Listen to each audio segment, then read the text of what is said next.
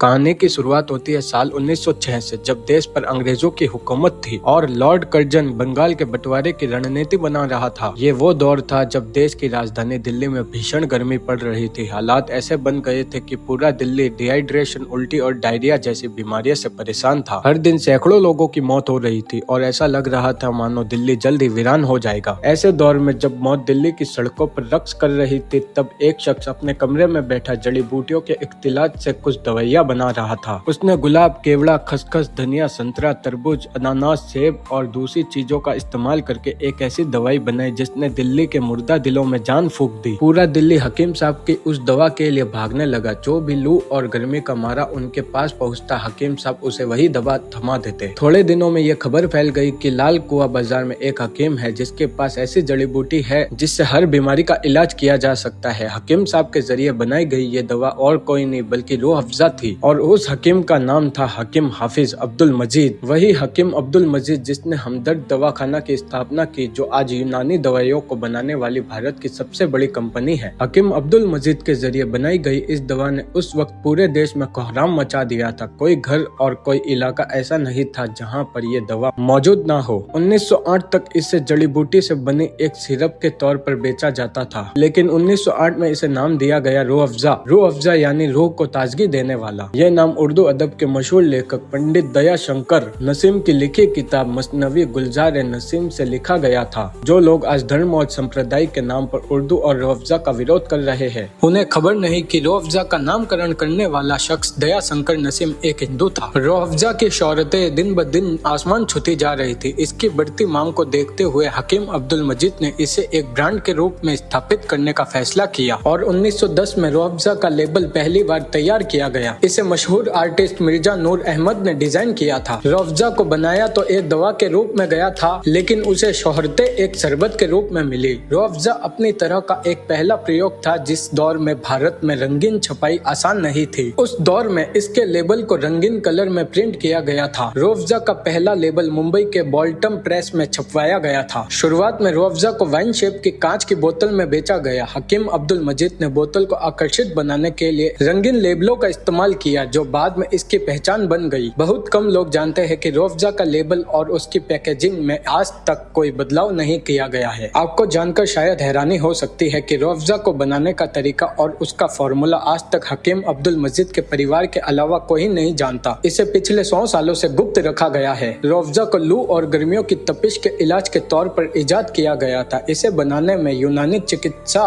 पद्धति का इस्तेमाल किया गया था। रूह अफ़ज़ा में 35 से अधिक फलों और जड़ी बूटियों का मिश्रण है, जिसमें संतरा, अनानास, स्ट्रॉबेरी, रसभरी जैसे फल शामिल है। इसमें गुलाब जल और केवड़ा जैसे यूनानी नुस्खे भी इस्तेमाल हुए हैं जो इसे ठंडक पहुंचाते हैं। रूह अफ़ज़ा क्या है उसका अंदाजा इसी बात से लगाया जा सकता है कि हमदर्द का सालाना टर्नओवर 2500 करोड़ से ऊपर है, जिसमें अकेले रूह अफ़ज़ा से 700 करोड़ की कमाई होती है। रमजान के महीने में इसके बगैर कोई दस्तरखान नहीं सजता। यह शरबत आज भारत की तहजीब और विरासत का हिस्सा बन चुका है। रूह अफ़ज़ा की कामयाबी के साथ हमदर्द दवाखाना का नाम पूरे भारत में फैल गया। हमदर्द द्वारा बनाई गई दवाइयाँ आज भी पूरी दुनिया में इस्तेमाल की जाती है। पूरे भारत में हमदर्द के 5 लाख से भी ज्यादा आउटलेट मौजूद है और इसके द्वारा बनाई गई 600 से अधिक दवाओं से करोड़ों इंसानों की जिंदगी बचाई जा चुकी है। हकीम अब्दुल मजीद ने देश और समाज की बड़ी खिदमतें की, लेकिन इसी साल 1922 को उनका इंतकाल हो गया। हकीम मजीद तो चले गए, लेकिन वो अपने पीछे एक ऐसी विरासत छोड़ गए जो आज पूरी दुनिया को अपने गिरफ्त में ले चुकी है। 1947 में देश के बंटवारे का हमदर्द और रूह अफ़ज़ा पर गहरा असर पड़ा। हकीम अब्दुल मजीद के बेटे हकीम अब्दुल हमीद तो भारत में रहे,